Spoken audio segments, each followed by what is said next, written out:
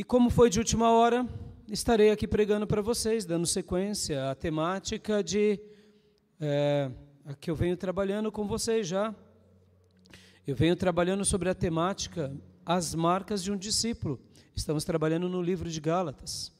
Demos uma pausa sobre o tema Os Profetas, e confesso que eu estou com saudade dos profetas, mas Deus despertou isso no meu coração, a partir do texto que temos lido com muita frequência, que é o texto de Gálatas, capítulo 6, versículo 17, e hoje vai ser a minha quinta mensagem. E o título da minha mensagem hoje é Maturidade Espiritual. Maturidade espiritual. E eu quero ler aqui, num primeiro momento, Gálatas 6,17, depois, hoje nós estaremos lendo muito a Bíblia em Gálatas. Nós leremos novamente o capítulo 1 e o capítulo 2, praticamente 40 versículos, porque o que eu tenho para tratar aqui com os irmãos é uma síntese desses dois capítulos na perspectiva de maturidade. Deixa eu te fazer uma pergunta aqui antes da leitura do texto e antes de orarmos mais uma vez. Você tem maturidade espiritual? Responda no seu coração. Você tem maturidade espiritual? Nós temos maturidade espiritual? Não confunda maturidade humana com maturidade espiritual. Maturidade humana são para as coisas dessa vida. Maturidade espiritual, ela é muito maior do que as coisas dessa vida. Já antecipando algo para que você vá orando enquanto prego, falo, se você não tem nem maturidade para essa vida, com certeza você não tem maturidade espiritual. Mas é bem possível que muitas pessoas tenham maturidade na vida, mas não tenham maturidade espiritual. Sim, tem pessoas que não vêm à igreja, que são ateus e têm casamentos bons. Tem uma vida digna, é um exemplo na sociedade. Por quê? Porque são maduros nos aspectos da vida. Tem pessoas que são de outras religiões e que têm um nome limpo, que sabem negociar corretamente, não se endividam loucamente, vivem uma vida sobre cautela, sobre disciplina, são bons administradores, ou seja, têm maturidade humana. Então, é possível muitas pessoas terem habilidade humana e não terem habilidade espiritual ou maturidade. E quantas vezes são nós, igreja, que não está tendo nem maturidade humana para as coisas dessa vida. Percebam como hoje a gente vai trabalhar sobre um tema muito, mas muito importante, por isso que eu já estou antecipando algumas ideias, porque no final a gente vai orar, falando, Senhor, tenha misericórdia da minha vida, me dá maturidade humana, uma maturidade humana para eu viver bem como um ser humano digno, mas principalmente me dê maturidade espiritual. Por quê? Porque é bem possível que tenhamos maturidade humana, mas sejamos carentes de maturidade espiritual. Porque as coisas de Deus se discernem pelo Espírito, e as coisas dos homens são dos homens. Agora, olha só que interessante. Pode ser que eu tenha maturidade humana e não tenha espiritual, mas com certeza, todos aqueles que receberam um pouco de maturidade espiritual, terão também maturidade humana, porque a maturidade espiritual abraça, engloba todo tipo de maturidade. Então, quando uma pessoa, um filho de Deus, recebe de Deus maturidade espiritual, com certeza vai repercutir nessa vida, e ele vai ser um ser humano brilhante, vai ter maturidade humana. Agora, voltando à minha pergunta inicial. Temos maturidade espiritual? Temos maturidade humana? Percebam, irmãos, como isso é importante, como esse tema é relevante. Porque se somos discípulos de Jesus e não temos maturidade humana, estamos marcando o passo dentro da igreja. Concordam? E é por essa razão que o nome de Jesus tem sido tão aviltado. É por essa razão que o nome de Jesus tem sido tão humilhado pela vida dos seus discípulos. Por quê? Porque os crentes estão dentro da igreja, não tem nem maturidade humana. Aí quando um ímpio olha e fala, você é filho de Deus, filha de Deus, e vive desse jeito, o que você está fazendo dentro da igreja? As pessoas, elas olham para nós. Aí talvez você diga, mas pastor, as pessoas não têm que olhar para Deus? Sim, mas quem representa Deus na terra? Quem é que representa Cristo na terra? Quem é que carrega o nome de cristão na terra? Somos nós, filhos. E então, é um privilégio, sim, mas ao mesmo tempo há um dever também. Porque se eu estou vivendo uma vida cristã à parte, à margem do que Deus espera para mim, eu não sou verdadeiramente um discípulo, eu não fui marcado. E que nessa manhã, nesse culto de aniversário de 34 anos, Deus nos conceda maturidade espiritual. Amém, meus irmãos?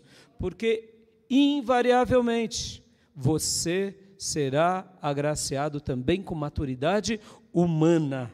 E pode ver que todo filho de Deus que foi abençoado verdadeiramente com a maturidade espiritual, ele acaba prosperando nessa vida. Por quê? Porque se ele consegue discernir no espírito, por que não o faria naquilo que vê?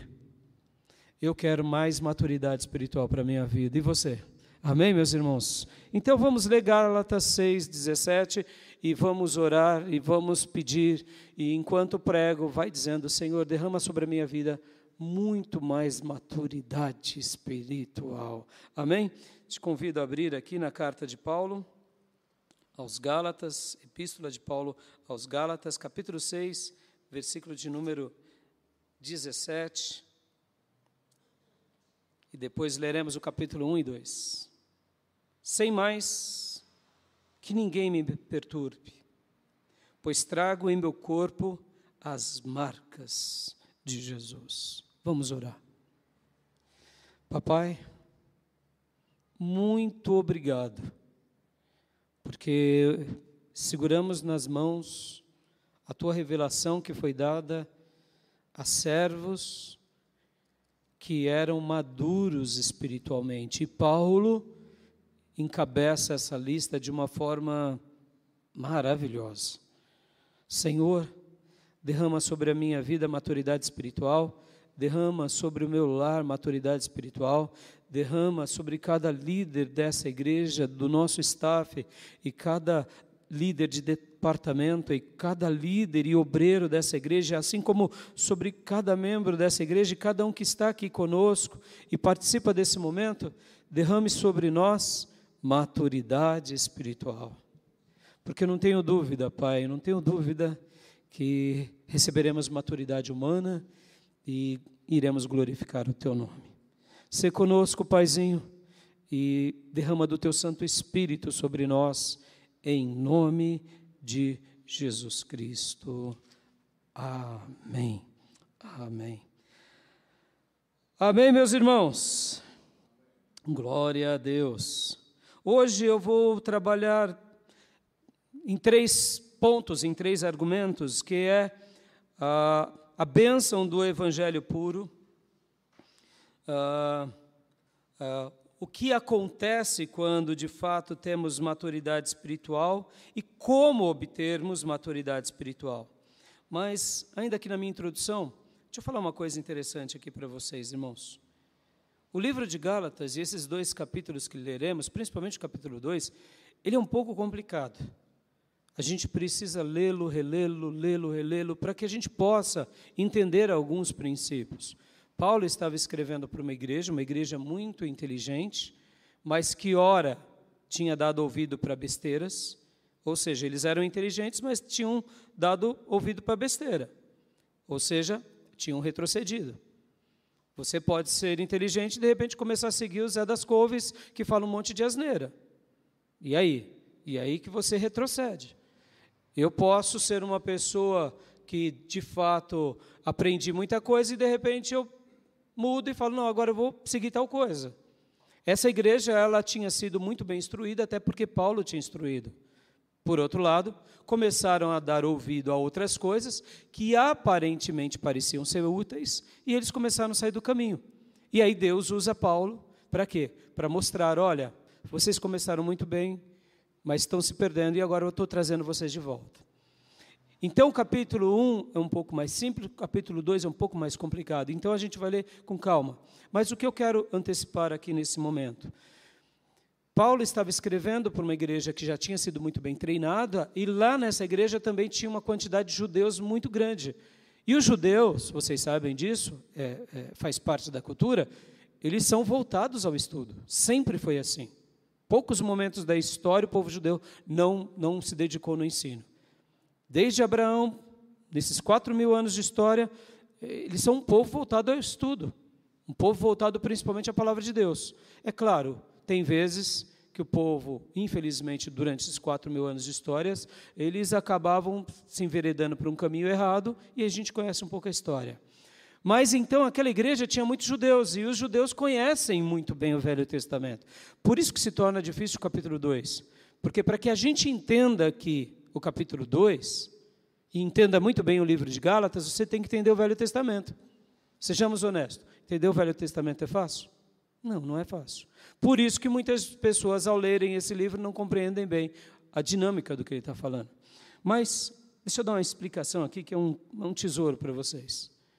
Por que Deus usou Paulo para ser o escritor de metade do Novo Testamento? E por que Deus escolheu Paulo para ser esse canal da revelação de Deus? É óbvio que isso está no coração de Deus, sim, mas entendemos uma coisa muito peculiar.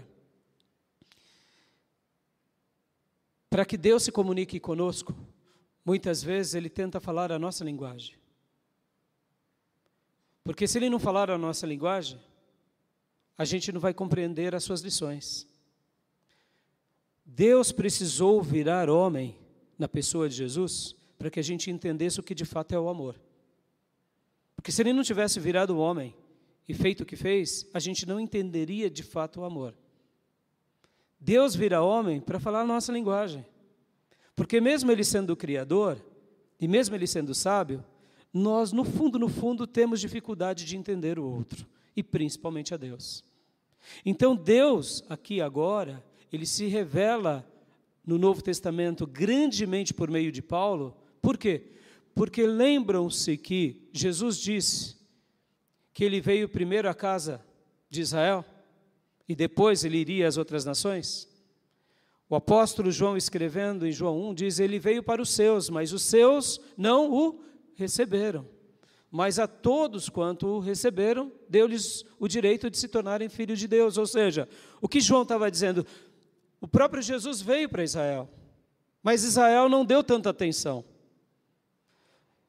Jesus, quando fala a mulher cananeia, ela pede um milagre, ele fala, não, eu primeiro vim à casa de Israel. Não era que Jesus estava ali fazendo acepção de pessoas, mas o projeto de Deus tem a ver com a revelação em Israel. Vem cá, e por que Deus usou Paulo e não usou João, não usou Pedro, não usou Tiago, não usou Tomé, os outros 12 apóstolos, ou quem sabe qualquer um deles ali? Porque esses 12 apóstolos e alguns outros discípulos não eram da escola judaica, não eram da tradição judaica. Então os judeus, ao verem, por exemplo, João Batista pregando, eles já não acreditaram em João Batista, e João Batista era sacerdote. E eles tiveram dificuldade de acreditar em João Batista, os líderes judaicos. Agora vem Jesus, que diz que é o Filho de Deus, que as pessoas estão seguindo, e ele também não foi formado na escola judaica, do rabinato. Mas esses próprios líderes judaicos ficaram calados, porque viram os sinais, viram o poder, mas mesmo assim percebam como o coração nosso, muitas vezes, ele está embrutecido ao erro, porque os judeus, juntamente com os romanos, juntamente com outros pecadores, mandaram crucificar Jesus. Mas quanto mais faziam mal para Jesus ou para os seus discípulos, mais o cristianismo crescia. E agora, esses próprios judeus, um entre eles, que é Paulo, começa uma grande perseguição aos próprios cristãos. E num dado momento, esse tal de Paulo se converte. Só que Paulo, qual que era a história de Paulo? Além de Paulo ser uma pessoa célebre, porque ele tinha uma formação acadêmica, Paulo cresceu em Tarso. Tarso era um polo educacional. Naqueles dias, um pouco antes, quando Alexandre o Grande fez aquelas grandes conquistas e expansões, aonde ele criava ali um polo grego, ele deixava uma universidade naquela região. E Tarso era um centro acadêmico, e Paulo cresce lá, e Paulo ele era formado em filosofia. Então, só que além disso, ele era também da escola do rabinato. O mestre dele era Gamaliel, e dos alunos de Gamaliel ele era o melhor, ou seja, ele era o mais célebre dos judeus daqueles dias, nascido da tribo de Benjamim e célebre. Aí então Deus converte Paulo, prepara durante quase 15 anos, entre 13 a 15 anos, Paulo, e agora ele começa a ser canal da revelação. Em outras palavras, Deus estava falando a língua de quem? Do rabinato. Deus estava falando a língua dos judeus. Deus estava falando a língua dos sábios. Para quê? Para ganhar o seu próprio povo ali em Jerusalém e ganhar o seu próprio povo no mundo. Por isso que Paulo foi essa ferramenta tão grande e esse farol tão imenso de Deus na terra. Porque Deus é como se Ele estivesse dizendo assim, olha, eu ainda tenho um projeto com os judeus. Os judeus se perderam, mas eu amo os judeus. E eu vou levantar alguém, e o nome dele vai ser Paulo. E ele de perseguidor vai se tornar proclamador, e vai ser um exemplo na terra, para poder sacudir o meu povo e depois os gentios. Amém, meus irmãos? Então fica claro porque Deus usou Paulo. E por que não Pedro? Porque Pedro não tinha essa formação acadêmica, ele era um pescador. Ele sempre seria mal visto. Se ele fosse em qualquer sinagoga, a primeira coisa que iriam perguntar para ele é: quais são as suas credenciais? E ele ia pegar uma rede de pescador ou quem sabe um anzol. Então essa linguagem ela é difícil. Talvez para você diga, pastor, mas isso é tolice. Não é, meus irmãos. Deus ele fala conosco a nossa linguagem para a gente entender Ele. Quer ver um exemplo? Quer ver um exemplo agora? Por que sofremos? Porque nós entendemos Deus por meio do sofrimento. Por que somos atribulados? Porque nós entendemos por meio da tribulação. Por que muitas vezes temos conflitos na mente, no coração? Porque essa é a maneira e a linguagem pela qual Deus fala conosco.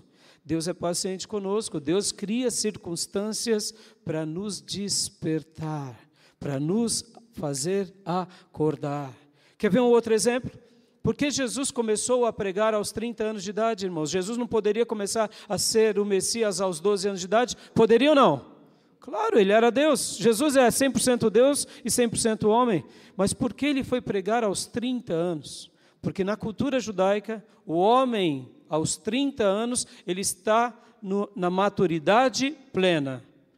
Aos 20 anos, ele ia para o exército. Então ainda é forte, é vigoroso, mas não é maduro intelectualmente nem emocionalmente. Mas aos 30 anos, sim. Então, quando o judeu se levantava e dizia, eu já tenho 30 anos, todo mundo falava, ele é maduro. Aí eu te pergunto, de fato é assim que acontece na vida? Não. Mas por que Jesus começa pregando aos 30 anos? Por isso.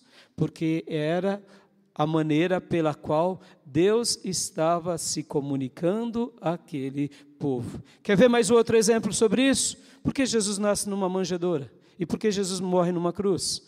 Por que Jesus vem de um lar simples? Porque Deus estava querendo mostrar que os valores dele são revelados no meio de coisas simples. Ele separou um simples homem de Ur dos Caldeus e fez dele pai de muitas nações. Amém, meus irmãos? Ou seja, se Jesus nascesse de uma família real, no caso, por exemplo, um príncipe de Judá, as pessoas diriam, Deus ele faz acepção.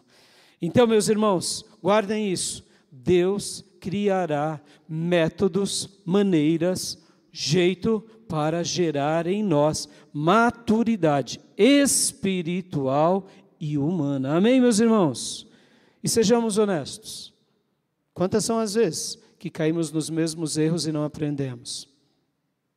Aí eu te pergunto, por que não aprendemos? Porque não aprendemos a lição ou porque somos obstinados no comportamento? Percebam que a questão aqui não é cognitiva, a questão aqui é volitiva, é vontade. Eu sei o que eu preciso fazer, mas eu sou escravo da minha vontade, da minha carne.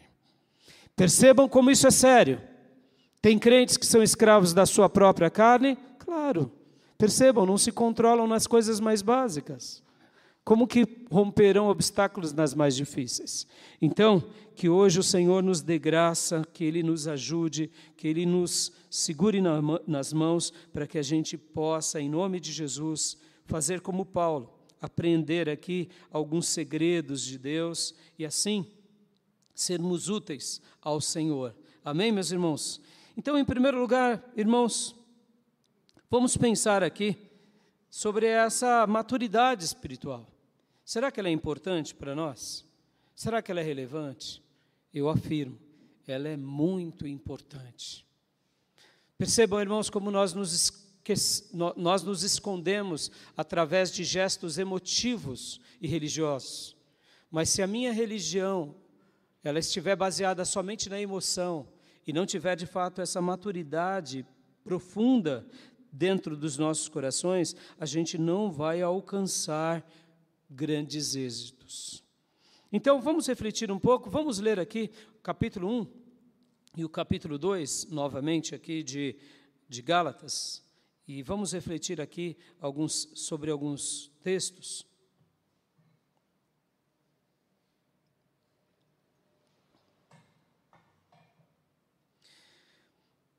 Capítulo 1, versículo 1. Paulo, apóstolo, não da parte de homens, nem por meio de homem algum, mas por intermédio de Jesus Cristo e de Deus Pai, que o ressuscitou dentre os mortos.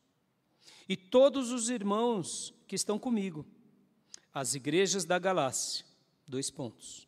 Graça e paz a vocês da parte de Deus, nosso Pai, e do Senhor Jesus Cristo, que se entregou pelos nossos pecados, a fim de nos resgatar desta era má, segundo a vontade do nosso Deus e Pai, a quem seja a glória pelos séculos dos séculos. Amém. Versículo 6. Admiro-me de que vocês estejam abandonando tão rapidamente aquele que os chamou pela graça de Cristo para seguirem outro evangelho, que, na realidade, não é o evangelho. O que ocorre é que algumas pessoas os estão perturbando, querendo perverter o evangelho de Cristo. Contudo, ainda que nós, ou um anjo dos céus, anuncie um evangelho contrário ao que anunciamos a vocês, que seja amaldiçoado. Como já dissemos, agora repito, se alguém anuncia a vocês um evangelho contrário àquele que já receberam, que seja amaldiçoado. Acaso busco eu agora a aprovação dos homens ou a de Deus? Procuro agradar homens? Se eu ainda procurasse agradar a homens, não seria servo de Cristo. Versículo 11. Irmãos, quero que saibam que o evangelho por mim anunciado não é segundo o homem. Não o recebi de homem algum, nem me foi ele ensinado, mas o recebi por revelação de Jesus Cristo. Vocês ouviram qual foi o meu procedimento no judaísmo, como perseguia com violência a igreja de Deus, procurando destruí-la. Do judaísmo, eu superava a maioria dos judeus da minha idade, sendo extremamente zeloso das tradições dos meus antepassados.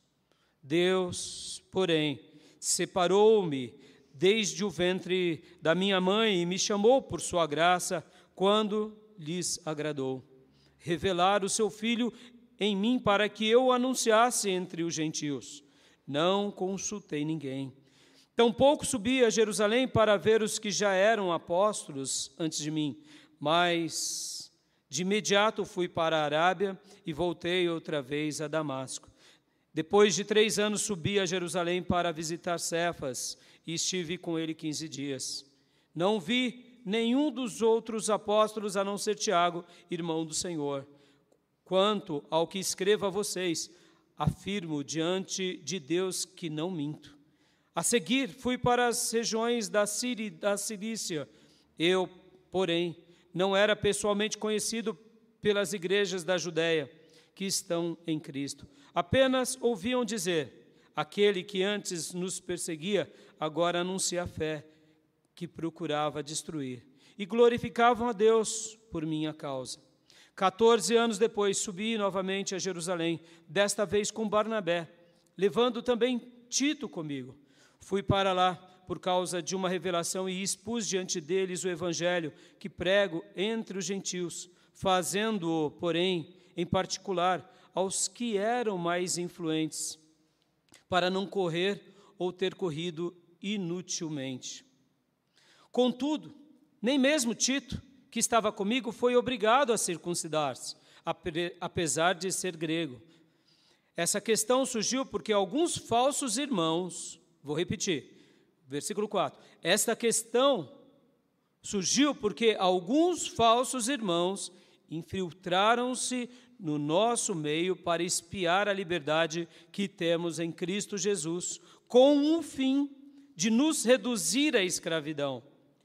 Não nos submetemos a eles nem por um instante, para que a verdade do Evangelho permaneça. Repetiu 5. Não nos submetemos a eles nem por um instante, para que a verdade do Evangelho permanecesse com vocês. Quanto aos que eram considerados influentes, o que eram, então, não faz diferença para mim. Deus não mostra favoritismo. Tais homens não me acrescentaram nada. Pelo contrário, reconheceram que a mim havia sido confiada a pregação do Evangelho aos incircuncisos e a Pedro aos circuncisos. Pois Deus, que operou por meio de Pedro como apóstolo aos circuncisos, também operou por meu intermédio para com os gentios. Reconhecendo a graça que nos foi dada, Tiago, Cefas e João, considerados colunas, estenderam a mão direita a mim e a Barnabé em sinal de comunhão. Eles concordaram em que nós dirigíssemos aos gentios e eles aos incircuncisos. Somente pediram que nos lembrássemos dos pobres, o que fui diligente em fazer. Versículo 11. Quando, porém, Cefas veio a Antioquia, eu me opus a ele cara a cara, por sua atitude condenável, pois antes de chegarem alguns da parte de Tiago, ele comia entre os gentios. Quando, porém, chegaram, afastou-se e separou-se dos gentios, por meio dos que eram da circuncisão. Os demais judeus também se uniram a ele nessa hipocrisia, de modo que até Barnabé se deixou levar pela hipocrisia deles. Quando vi que não estavam andando de acordo com a verdade do Evangelho, disse a Cefas, diante de todos: você é judeu, mas vive como gentil, não como judeu. Porque como pode obrigar os gentios a viverem como judeus? Nós, judeus de nascimento, não gentios pecadores, sabemos que o homem não é justificado pelas obras da lei, mas sim pela fé em Jesus Cristo. Assim, nós também cremos em Cristo Jesus para sermos justificados pela fé em Cristo, não pelas obras da lei, porque pelas obras da lei ninguém será justificado. Se, porém, procurando ser justificado em Cristo, fomos por isso tido por pecadores, então Cristo é ministro de pecado. De modo nenhum. Se reconstruo o que destruí, constituo a mim mesmo um transgressor, pois, por meio da lei, morri para a lei, a fim de viver para Deus. Estou crucificado com Cristo. Assim, já não sou eu quem vive, mas Cristo vive em mim. A vida que agora vivo no corpo, vivo-a pela fé no Filho de Deus, que me amou e se entregou por mim. Não anulo a graça de Deus, pois, se a justiça vem pela lei, Cristo morreu em vão. E somente agora o versículo 1 do capítulo 3. Ó Gálatas insensatos, quem os enfeitiçou? Não foi publicamente exposto diante dos olhos de vocês que Jesus Cristo foi crucificado? Paremos aqui. Como eu disse, uma leitura um pouco complexa, mas eu vou tentar extrair aqui o meu ponto sobre a maturidade. Poderíamos aqui extrair muitas lições daqui, mas eu quero falar aqui principalmente sobre essa questão da maturidade, quero abordar aqui sobre os pontos que de fato estão envolvidos. Quem é que estava envolvido aqui na crítica de Paulo? As igrejas da Galácia, então em primeiro lugar, o povo que tinha deixado por evangelho para seguir ao quem? Alguns perturbadores que se infiltraram lá dentro e começaram a ensinar coisas erradas. Presta bastante atenção, meus irmãos. Sempre haverá perturbadores no meio do povo de Deus. E nós precisamos estar abertos para descobrir quem são eles, e somente pessoas que têm maturidade espiritual discernem essas coisas. Porque se nós não tivermos maturidade espiritual, os perturbadores nos convencerão. E podem ver que aqui essa igreja, ela estava dando ouvido a perturbadores. Aqui, tentando-os tirar do puro evangelho, em outras igrejas, tentando misturar a fé. Na igreja de Corinto, tentando os levarem a serem partidários. Percebam, irmãos, a história se repete, só muda o contexto, só mudam os objetos que o diabo vai usar. Ele sempre vai usar as suas ferramentas macabras para tentar perverter a verdadeira fé. Então, meu irmão, quem eram aqui os alvos dessa carta? Em primeiro lugar, os Gálatas. E depois, a gente vê aqui que o próprio Paulo, ele vai falar sobre ele próprio. Ele vai dar nome dele próprio, ele vai dizer o seguinte, olha, se eu mesmo ensinar alguma outra coisa errada, vocês podem me julgar. Ou seja, tenham uma maturidade de, inclusive, me avaliar, o líder de vocês. Não sejam soldadinhos de chumbo, que seguem cegamente os seus líderes. Questionem-me. Pessoas inteligentes na vida questionam. Pessoas inteligentes no reino de Deus questionam muito mais. Ele está colocando, então, em segundo lugar, ele próprio. Quem mais ele coloca aqui?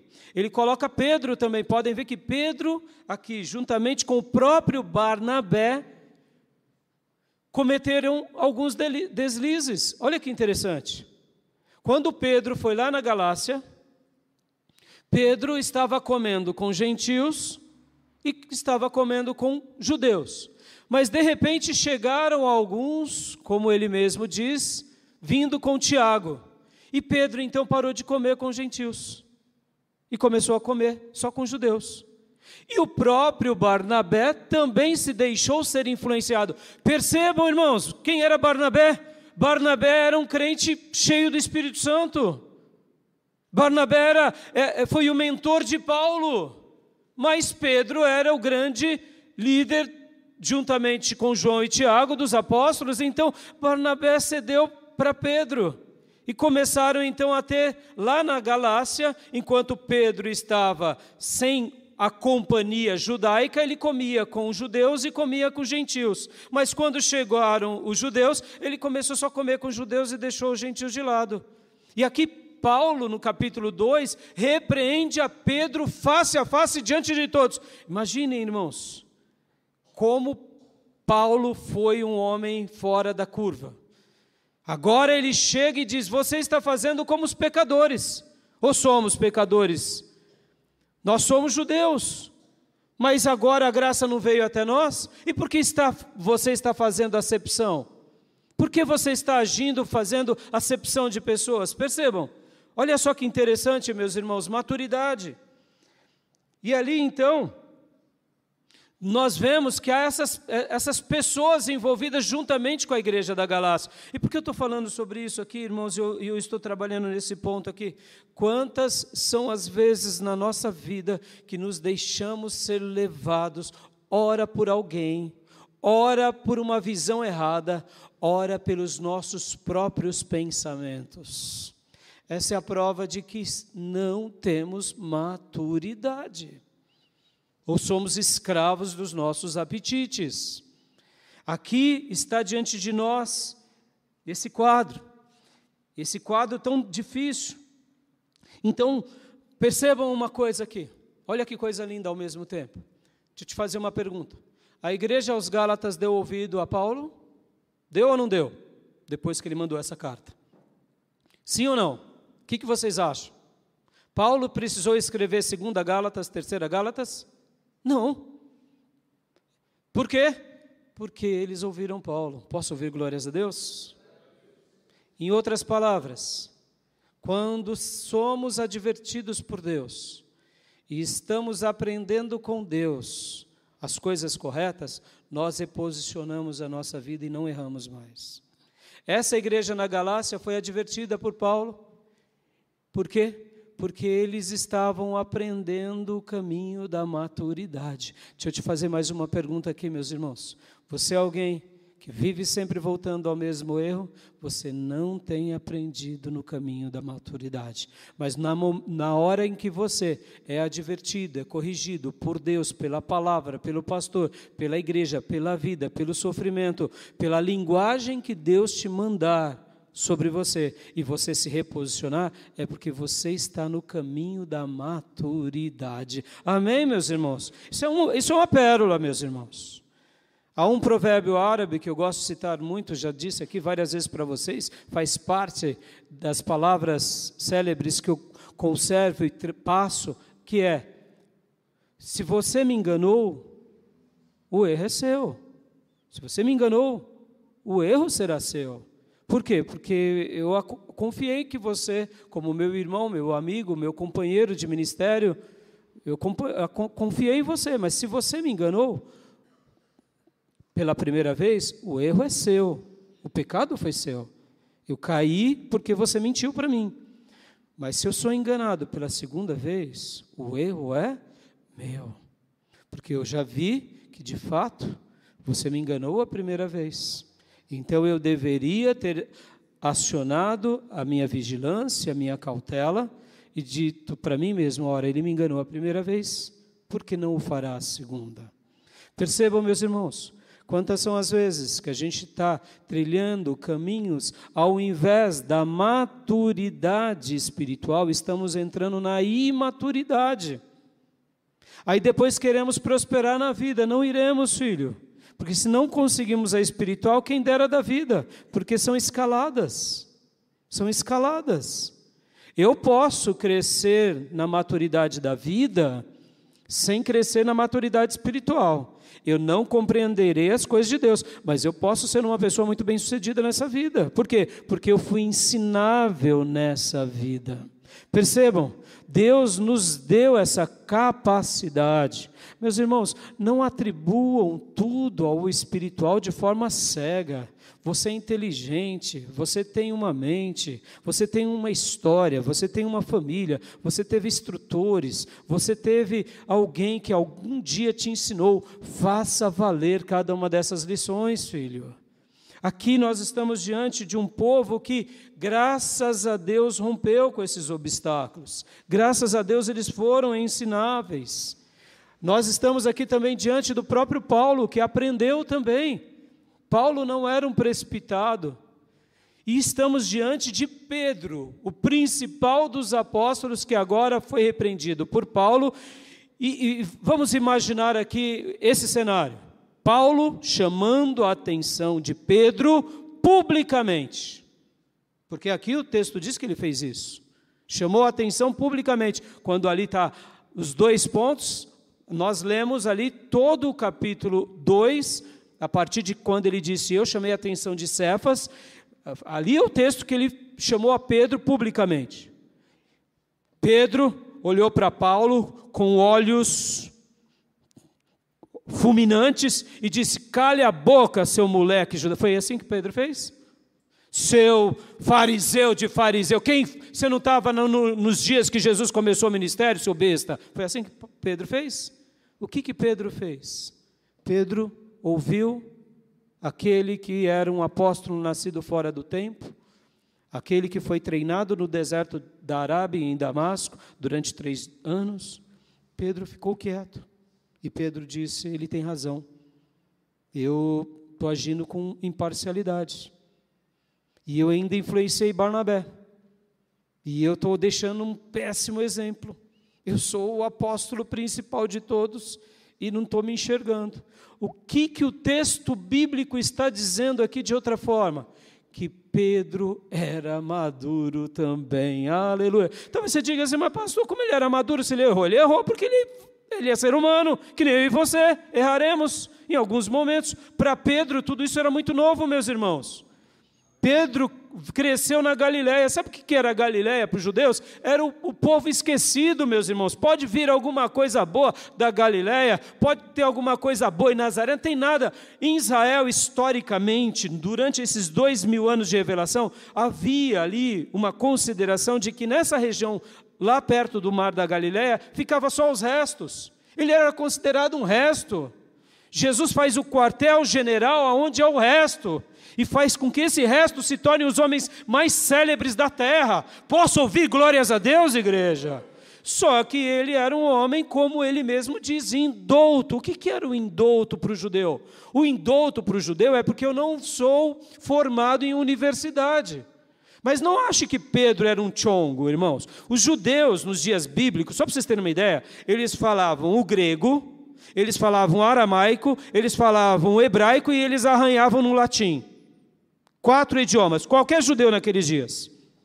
Eles falavam a língua grega, eles falavam o aramaico, porque era da tradição, e a língua diplomata, eles falavam o hebraico e eles arranhavam no latim. Ou seja, Pedro era um tchongo ao cubo? Não, claro que não. Mas ele não tinha formação filosófica, ele não tinha formação do rabinato, ele não tinha. A família de Pedro era simples, não puderam pagar uma universidade, porque naqueles dias, quem é que ia para a universidade? Só de famílias ricas, porque você ficava numa universidade 3, 4, 5 anos, depois você voltava. Era assim, Paulo era de família rica.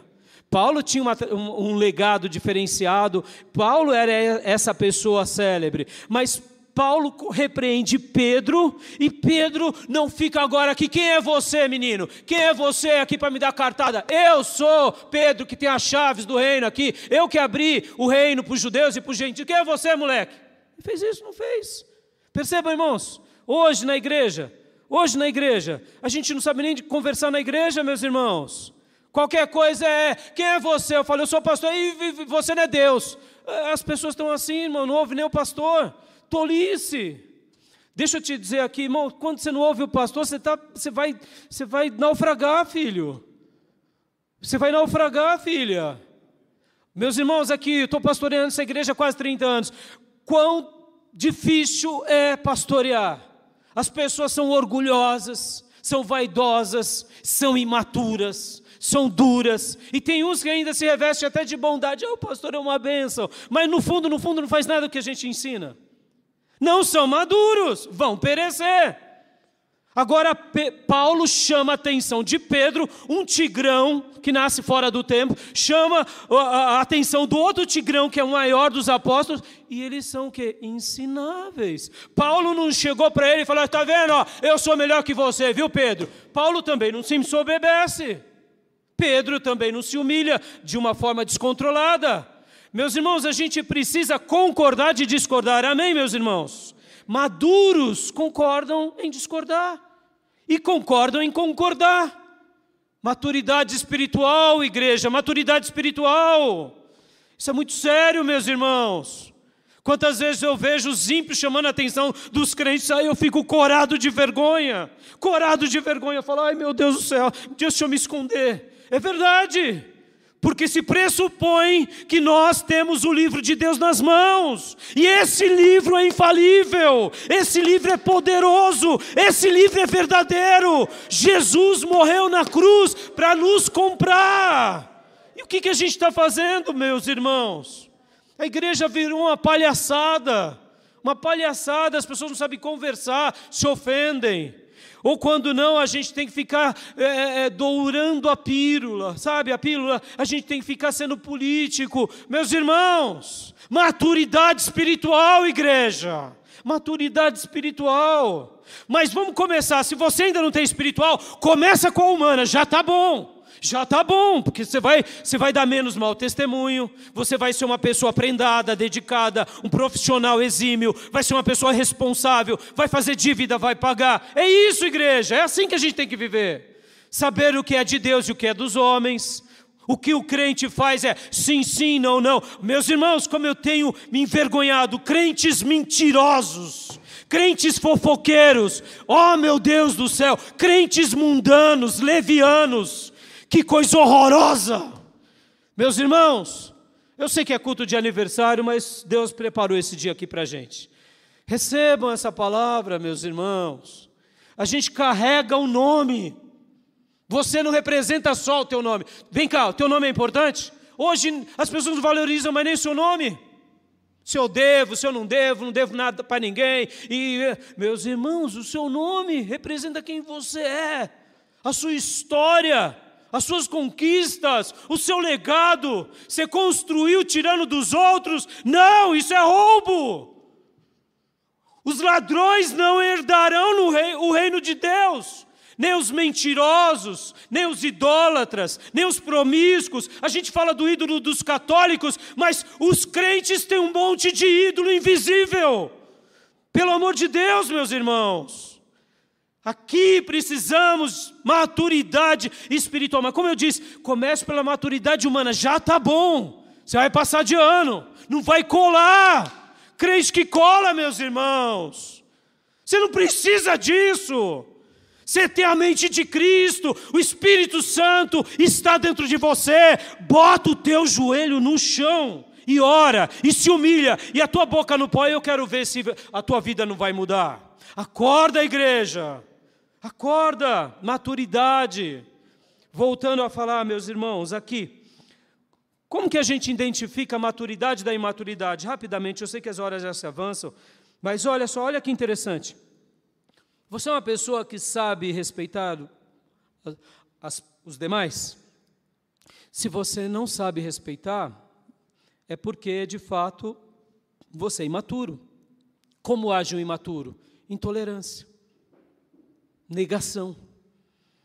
O maduro, ele sabe respeitar, porque uma pessoa madura, ela entende, ela sabe, ela ouve, ela percebe, ela olha assim e fala, não, preciso aprender. O imaturo, para começar, ele não quer ouvir. O imaturo, ele não quer saber, e muito menos ele sabe se comunicar, porque não está preocupado. O maduro sabe viver em liberdade. Meus irmãos, eu sei que esse mundo está perdido, e está mesmo. Esse mundo está debaixo do juízo. A gente tem que viver em liberdade. Não é porque cremos na Bíblia que precisamos escravizar as pessoas em nome da Bíblia. As pessoas seguem a Deus da forma que elas são. Se o camarada quer fazer o que ele quiser com a vida dele, é o direito que ele assiste. Preguemos o Evangelho, amemos essa pessoa, oremos por ela e respeitamos. Percebam, até essa questão da liberdade. O maduro sabe viver em liberdade. O imaturo oprime, escraviza. Quer ver outras características de maturidade e também característica da imaturidade? O maduro é uma pessoa comprometida. Ele sabe lidar com compromisso. Quer conhecer uma pessoa madura numa vida conjugal? Ele é um pai honrado. Ele sabe pagar as contas de casa. E se por acaso ficou desempregado, ele dá um jeito para se virar, para mostrar para todos na sua casa, não, eu sou uma pessoa de bem, eu vou fazer o meu papel. O maduro, ele é uma pessoa compromissada com tudo. Você entrega qualquer coisa na mão dele, ele cumpre. E o imaturo? O imaturo tem ausência de compromisso. A única coisa que o imaturo tem é o quê? Compromisso com as suas vontades. Ele faz o que quer, ele é escravo das suas vontades, do seu ventre. O maduro assume riscos. O imaturo é um covarde, é um cômodo. O maduro aprecia pessoas, sabe como é importante pessoas. E o imaturo aprecia as coisas.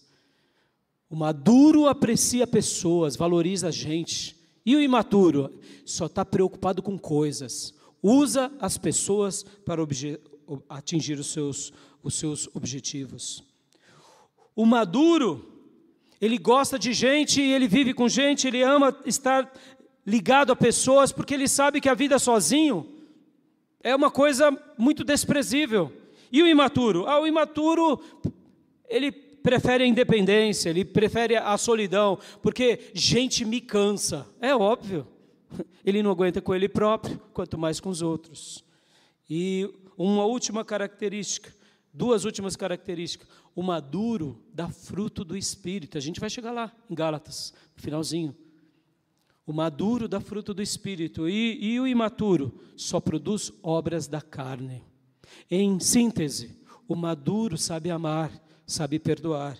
E o imaturo odeia e só quer vingança. Meus irmãos, que lado nós estamos? Para onde a gente vai? Quem foi que te remiu? Quem foi que te salvou? O projeto igreja, irmãos, é a transformação dentro de nós. Mas a gente tem que trilhar em caminhos de maturidade. Meu terceiro e último ponto, meus irmãos. Então, como obtermos maturidade espiritual, meus irmãos? É muito simples, é muito simples. O evangelho puro. O evangelho puro, sem mistura nenhuma. Porque o evangelho puro nos levará, de fato, a uma vida de bênção. Amém, meus irmãos? Você crê nisso? Crê mesmo de coração? É o evangelho puro. Porque o evangelho sintético vai nos levar a doenças e a morte espirituais. Parece grama, tem cheiro de grama, tem característica de grama, mas é sintética. Mas a verdadeira grama de Deus, que é o verdadeiro evangelho puro, vai nos dar saúde, porque nós somos ovelhas. O verdadeiro evangelho, ele, quando é puro, ele nos abençoa. Quando é puro, ele nos purifica. Quando é puro, ele nos limpa, ele nos banha, ele nos transforma. E quando ele é misturado ou alterado por qualquer perturbação, seja de quem for, mesmo que seja de um anjo que venha dos céus, ele vai nos amaldiçoar, vai nos adoecer e a gente vai acabar naufragando. Guarde isso no seu coração, meus irmãos, como nós atingimos ou como nós adquirimos maturidade espiritual com o evangelho puro. Mais uma outra coisa, talvez você diga, pastor, louvado seja Deus, eu tenho na minha mão a Bíblia Sagrada, glória a Deus, aleluia. Agora eu te pergunto, segunda coisa, como atingimos a verdadeira maturidade espiritual? Segunda coisa, você nasceu de novo? Você nasceu de novo? Aí. Porque o evangelho é puro, mas se você não é nascido de novo, você não vai entender as coisas do Espírito. É tão simples assim. É simples assim. Converta-se, meus irmãos, converta-se de todo o coração. Converta-se ao Senhor. É o Senhor da tua vida, é o Senhor da nossa vida. Converta-se hoje, converta-se amanhã. E ore a Deus, Senhor, em alguma área da minha vida que eu não me converti, faça com que aconteça essa conversão. Não se satisfaça porque você nasceu dentro de uma igreja. Seu pai era crente, sua mãe era missionária, seu pai era pastor, maestro. Não se satisfaça com isso. Isso é tolice. O gato tem cria na garagem, nem por isso nasce carrinho, nasce gatinho. Está entendendo? É isso. Mas nasceu o gatinho na garagem. Não podia ter nascido vários carros, Zero, Toyota, Honda. Nasceu na garagem. Não, nasce gato, filho. Somos pecadores, filhos. Filho, tem que nascer de novo. Quando? A vida toda. O tempo todo. E se você nasceu de novo, presta bastante atenção, mas tem praticado obras da carne, é porque você se desviou. Filho, acorda. Pastor, me explica. Eu não quero explicar os meandros da espiritualidade, eu não consigo. Eu sei de uma coisa, se eu estiver frutificando, ou melhor, fazendo obras da carne, eu me desviei sendo um pastor. É simples assim. Ah, pastor, ele não se converteu de verdade. Isso é um assunto para Deus e para os anjos. Eu não sei disso. Se a pessoa se converteu direito, se não se converteu direito, a gente pode ter os nossos argumentos. Uma coisa eu sei: os nascidos de novo não vivem no pecado. E se alguém nasceu de novo e foi para o pecado, é porque se desviou. Tem que voltar para o caminho do Senhor. Meu irmão, vem cá. Quer crescer e receber... ou melhor, quer crescer e ter maturidade espiritual? Evangelho puro em nome de Jesus. Segunda coisa, conversão genuína, novo nascimento. Terceira coisa, porque talvez você passou pela primeira e passou pela segunda coisa, mas não passou pela terceira. Qual é a terceira coisa? Entrega total, dedicação total. Aqui muitos ramela. É verdade. Muitos ramelam. Com todo respeito à expressão vulgar. Por que ramelam, pastor? Porque é simples. Eu estou cansado. Eu fui decepcionado. Fulano me magoou. O pastor não me cumprimentou. A irmãzinha do coque não me deu a paz e nem me deu um abraço. Aí a gente acaba fazendo o quê? Vou entregar um dedo para Jesus. Vem cá, Jesus entregou o que na cruz por você? O dedo dele. O que Jesus entregou na cruz por nós, sendo ainda pecadores? Ele se deu por inteiro, amados. Se nós dessemos tudo que somos, temos, possuímos, ainda assim não faríamos nem um pedacinho do que ele fez por nós, porque a gente fica se entregando aos refugos, só entrega o resto da adoração, o resto do compromisso, o resto da devoção, o resto da intelectualidade, o resto do dízimo. Meus irmãos, acorda! Como que você vai prosperar se você não se entrega?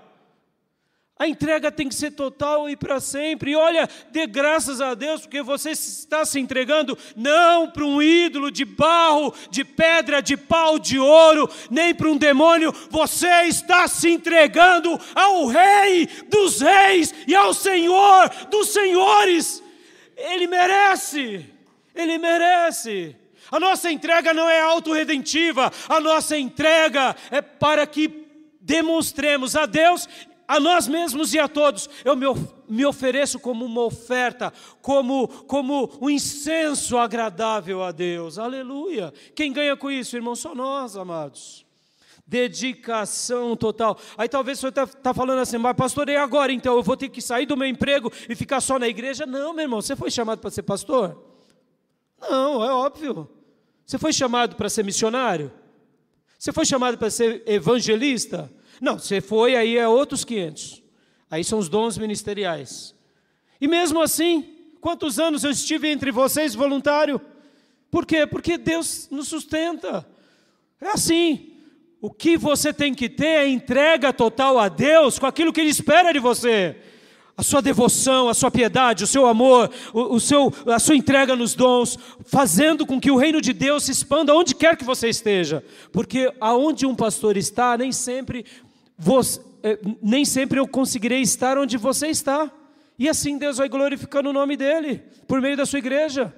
Você está em escolas, outros irmãos estão em creches, outros irmãos estão em empresas, bancos, outros irmãos estão no departamento público, outros irmãos estão nos hospitais, outros irmãos estão nos lugares mais variados. E é por isso que somos uma igreja de Jesus. Entregue-se como Deus te fez ser. E o último ponto para a gente atingir maturidade espiritual, sabe o que é? Ser ensinável. Ser ensinável. Remete à ideia de humildade. Paulo era humilde, Pedro foi humilde, Barnabé foi humilde, os Gálatas foram humildes. Ao quê? À instrução do Evangelho pleno. Dessa forma, meus irmãos, a gente vai crescer, a gente vai glorificar a Deus e a gente vai exaltar o nome de Deus para sempre. Eu quero maturidade espiritual, e você? E aqui, assim como o amor, Ele sempre nos acrescenta sem jamais nos completar. Guarde isso. O amor, nessa vida, sempre nos acrescenta, sem jamais nos completar, assim é a maturidade espiritual. Eu posso ter maturidade espiritual hoje e amanhã ter muito mais maturidade espiritual. Eu posso ter maturidade humana hoje e amanhã eu posso continuar tendo muito mais maturidade humana. Por quê? Porque a maturidade espiritual e humana sempre nos acrescenta sem jamais nos completar. Eu deixo essa palavra ao seu coração, meu irmão, porque eu não tenho dúvida que esse é o desejo de Deus e eu gostaria agora de orar com vocês. Em cima do quê? Em cima dessa temática. Temos maturidade espiritual? Não temos? Peçamos a Deus, para que Deus escreva uma linda história, como foi a história de Paulo aos Gálatas, ao lado de Pedro, ao lado de Barnabé, ao lado de tantas pessoas de Deus. Amém, meus irmãos? Vamos orar? Vamos. Convido você, onde quer que você esteja, aqui na igreja, nas redes sociais, vamos orar. Peçamos a Deus agora, Senhor, abre os meus olhos, os meus ouvidos, o meu coração, a minha vida e me ajuda, Senhor, a aprender com a Tua palavra, que é o Evangelho puro. Vai orando agora, irmão, enquanto eu falo, enquanto eu faço esses desafios. Você que tem seguido perturbadores, ou quem sabe seguido outras vozes, ou outro evangelho que não é o puro, peça perdão agora ao Senhor. Ou quem sabe você tem sido escravo das suas vontades, das suas paixões, peça perdão ao Senhor. Peça agora para Deus te ajudar nessa caminhada, peça para Ele te levar ao evangelho puro, porque o evangelho puro te levará à verdadeira espiritualidade. Peça para Deus te ajudar agora. Peça agora para Deus te ajudar, em nome de Jesus, a ser uma pessoa madura em tudo, ter maturidade em todas as áreas. Peça agora, Senhor, me ajuda, Senhor, porque eu quero viver uma vida para a Tua glória, quero Te exaltar, quero Te glorificar, quero Te exaltar, quero Te engrandecer e, sobretudo, eu quero ser um cristão que Te dê muito, mas muito mesmo orgulho. Então, ore comigo agora. Peça a Deus, e eu quero orar por todos nós, porque eu também quero maturidade espiritual para poder servir o meu Jesus, para poder adorar o meu Jesus, para poder engrandecer o meu Jesus, para poder fazer a obra do meu Jesus na minha família, na nossa igreja local, aonde quer que chegue o nosso ministério. Vamos orar então. Pai, muito obrigado, Deus, por essa manhã tão maravilhosa, Senhor, e por esse desafio tão grande, Senhor, que o Senhor nos deixou aqui por meio da leitura de Gálatas 1 e 2.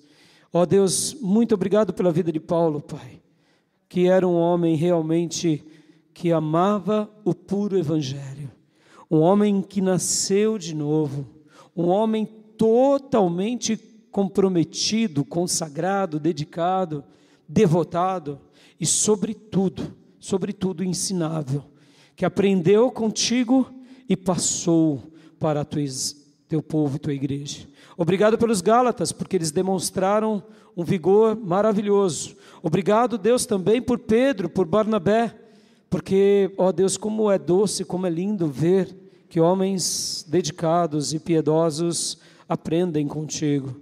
Papai, eu te peço, dá-nos, Deus, maturidade humana, sim, papai, e principalmente maturidade espiritual, para podermos ser discípulos teus marcados por Jesus Cristo, discípulos verdadeiros que deixam uma marca, um legado maravilhoso, aonde quer que possamos estar, sabendo que perfeito somente será o Senhor, mas que, Deus, um dia nós escolhemos seguir no teu caminho, um caminho da maturidade espiritual, e não queremos voltar atrás. Ajuda-nos, Pai, ajuda-nos, Deus, ajuda-nos a realmente, Senhor, estarmos aqui, papai, aprendendo contigo, com o teu Santo Espírito, com a tua palavra, com a igreja, aprendendo, meu Deus, com os nossos líderes, aprendendo, meu Deus, com os nossos parentes, aprendendo, meu Deus, com os nossos amigos e com a vida. Livra-nos, Deus, de sermos filhos reprovados. Livra-nos, Deus, de darmos um mau testemunho e ser com cada um de nós, Pai, para a honra, para a glória e para o louvor do Teu nome.